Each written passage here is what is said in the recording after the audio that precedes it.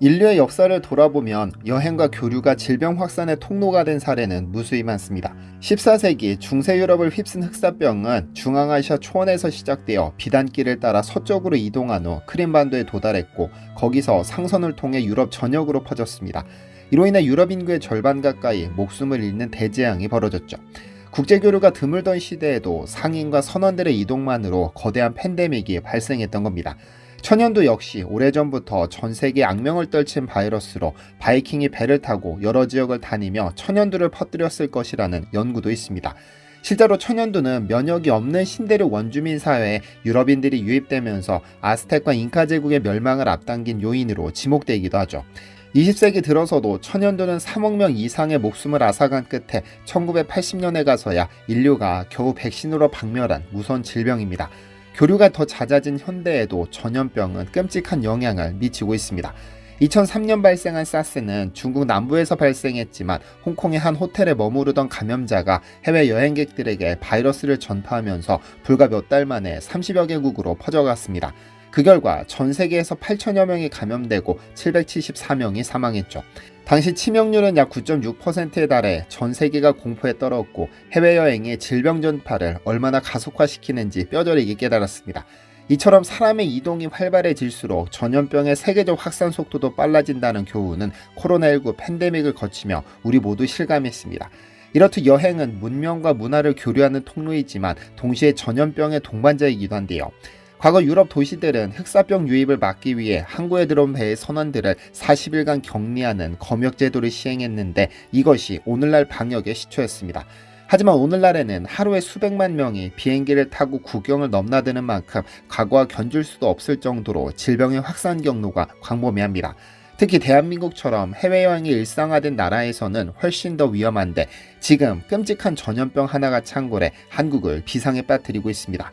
안녕하세요, 디스멘털입니다. 올 초 대한민국 방역당국에 비상등이 켜졌습니다. 사라진 줄로만 알았던 홍역 환자가 다시 창궐해 최근 6년 사이 최다를 기록하고 있기 때문입니다. 질병관리청 집계에 따르면 2025년 들어 5월 초까지 국내에서 신고된 홍역 환자는 52명으로 이미 전년도 연간 환자 수를 훌쩍 넘어섰습니다. 이는 2019년 이후 가장 높은 수치로 코로나19 유행이 시작된 2020년, 2022년에는 한 자릿수 혹은 0명까지 떨어졌던 것과 대비됩니다. 더 우려스러운 점은 이들 환자의 대부분이 해외여행을 다녀온 후 확진됐다는 사실. 확인된 52명의 환자 중 34명은 해외에서 감염되어 들어온 사례이며 나머지 18명도 이들로부터 가정이나 의료기관에서 2차 감염된 경우입니다. 특히 해외 유입 환자 중 대다수가 베트남 방문 후 발병했다고 하는데요. 실제로 베트남에서는 2025년 초 홍역이 크게 유행해 3월 말까지 의심 환자가 약 4만 명에 달했고 이 가운데 5명이 사망했다고 하죠. 환자의 57%는 한국인 관광객들도 많이 찾는 남부 호치민을 포함한 지역에서 발생했다고 하니 우리에게 더욱 직접적인 경고나 다름없습니다. 이러한 현지 유행이 여행객들을 통해 국내로 번지면서 그간 조용했던 한국 내 홍역 환자가 다시 급증하고 있는 겁니다. 실제로 지난 연말부터 올봄까지 베트남 여행을 다녀온 한국인들이 잇따라 홍역 확진을 받았죠. 가족여행으로 다낭을 다녀온 30대 부모와 갓 돌진한 아기가 귀국 후 발열과 발진 증상을 보여 병원을 찾았는데 홍역으로 확인된 사례처럼 베트남에서 즐거웠던 기억과 함께 가져온 것은 다름 아닌 홍역 바이러스였습니다. 한편 방역당국은 이 상황을 예의주시하지만 당장 팬데믹 선포는 하지 않을 계획입니다. 왜냐하면 높은 예방접종률과 감시체계에 대한 신뢰가 있으니까요.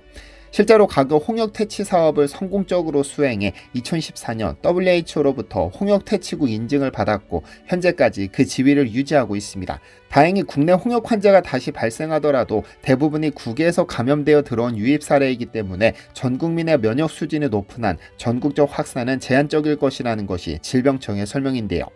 하지만 전 세계적으로 홍역 발생이 증가하는 추세라 해외 유입 사례는 앞으로 더 늘어날 것이라는 우려도 동시에 제기되고 있어 안심할 수만은 없는 상황이죠. 홍역은 지구상에서 전염력이 가장 강한 질병 중 하나로 꼽힙니다.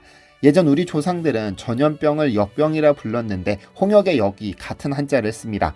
홍역만큼 쉽게 전염되며 치사율이 높은 전염병은 없다고 해도 과언은 아닙니다.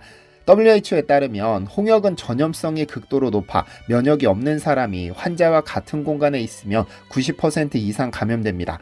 기침이나 재채기 등을 통해 배출된 미세한 침방울과 공기 중에 떠다니는 비말로 전파되니까요. 심지어 환자가 머무르던 공간에 몇 시간 후 들어온 사람도 전염될 정도로 공기를 매개로 한 감염력이 막강하죠. 이렇게 전염성이 높다 보니 홍역 환자 1명이 면역 없는 사람 최대 18명까지 옮길 수 있다는 연구도 있는데요. 이는 코로나19나 사스와 비교해봐도 훨씬 높은 수준입니다. 홍역에 걸리면 고열과 함께 기침, 콧물, 결막염 등 감기와 비슷한 증상이 나타나고 입안에 작은 흰색 반점이 생기기도 하고 눈이 충혈되고 통증이 동반되죠. 이러한 초기 증상이 지나면 얼굴에서부터 몸으로 퍼지는 붉은 발진이 나타나는데 특징적으로 반점들이 합쳐져 얼룩진 모양을 띠며 온몸에 번집니다. 누가 봐도 홍역임을 알아챌 수 있을 정도죠.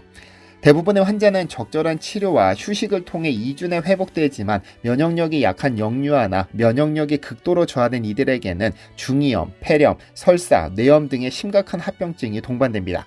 특히 뇌염은 홍역 환자 약 1000명 중 1명꼴로 발생하며 이로 인해 청각장애나 지적장애, 뇌손상이 후유증으로 남거나 심하면 사망에 이르기도 합니다. 호흡기 합병증인 폐렴도 홍역 사망의 주요 원인으로 치료를 받지 못하면 폐렴으로 상당수가 목숨을 잃는다고 하죠.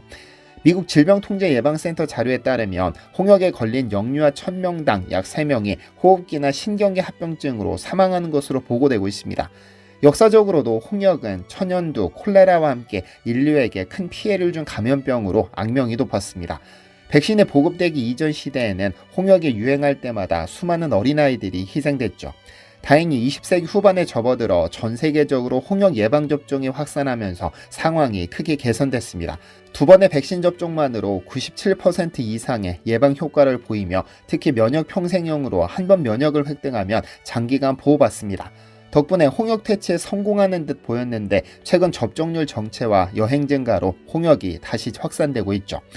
2022년에만 전 세계에서 전년 대비 18% 발병률이 증가했고 13만 6천 명이 홍역으로 사망한 것으로 추산됩니다. 그런데 더 심각한 문제는 홍역만 한국을 위협하는 것이 아니라는 점입니다. 해외여행을 사랑하는 한국인들이 가장 많이 찾는다는 동남아시아 지역 전반에 최근 여러 감염병 경고등이 켜지고 있는데요. 우선 홍역부터 살펴보면 앞서 언급한 베트남 외에도 필리핀, 말레이시아, 인도네시아 등지에서 홍역 환자가 계속 보고되고 있습니다. WHO에 따르면 2024년 전 세계적으로 약 33만 명의 홍역 환자가 발생했는데 특히 아시아와 아프리카 지역이 가장 많았다고 합니다. 예멘, 인도, 중국, 카자흐스탄 등도 최근 홍역으로 골치를 앓고 있죠. 선진국도 예외는 아닙니다. 2023년 유럽에서 홍역 감염자가 전년 대비 30배 이상 폭증해 3만 명을 넘었다는 보고까지 나왔습니다. 세계적 유행이 심상치 않은 국면인 겁니다. 또 다른 질병으로 탄저병 소식도 들려옵니다. 탄저병은 주로 가축에서 발생하는 세균성 질환이지만 사람도 감염될 수 있고 치명률이 최대 20%에 달하는 위험한 병입니다. 사람 간 전염은 없고 감염된 소나 염소 등 동물의 고기나 혈액과 접촉할 때 걸리는 인수 공통 전염병이죠. 5월 초 태국에서는 31년 만에 탄저병 환자가 사망했다는 소식이 전해지기도 했습니다. 태국 북동부 농촌 지역에서 종교 행사 도중 도살된 소의 고기를 나눠 먹었다가 여러 명이 감염되었고 그중 50대 남성 1명이 숨진 것이죠. 해당 마을 주민 638명이 탄저균에 잠재적으로 노출된 것으로 파악돼 태국 보건당국에 비상이 걸렸습니다. 1990년대 이후 사실상 나타나지 않던 탄저병이 30년 만에 창궐하자 정부가 서둘러 생고기 섭취 자제령을 내리고 국경 지역의 방역을 강화했습니다. 이와 별개로 베트남 북부 디엔비엔성에서도 2023년 중순 10여 명의 탄저병 환자가 보고되어 당국이 가축 도축 통제에 나선 바 있습니다. 동남아시아면 빼놓을 수 없는 것이 모기맥의 질병입니다. 열대교인 동남아에서는 댕기열, 지카 바이러스, 말라리아 등이 흔하고 우리나라 여행객도 종종 걸려 들어오는 질병들입니다. 특히 댕기열은 최근 전 세계적으로 폭증 추세인데 2023년 전 세계 600만 건이던 환자가 2024년에는 1200만 건 이상 보고되어 역대 최고치를 기록했습니다. 필리핀, 베트남, 싱가포르 등 동남아 각국에서도 매년 댕기열 경보가 내려지고 있는데요. 모기에 물려 감염되는 질환들은 대개 발열, 두통, 심한 경우 출혈 증상까지 나타나며 치료제가 없어 예방이 최선입니다. 우리나라도 방심할 수 없는 것이 해외 여행객이 늘면서 2023년 한 해에만 294명이 모기맥의 감염병 환자가 발생해 전년의 2배 가까이 급증했습니다.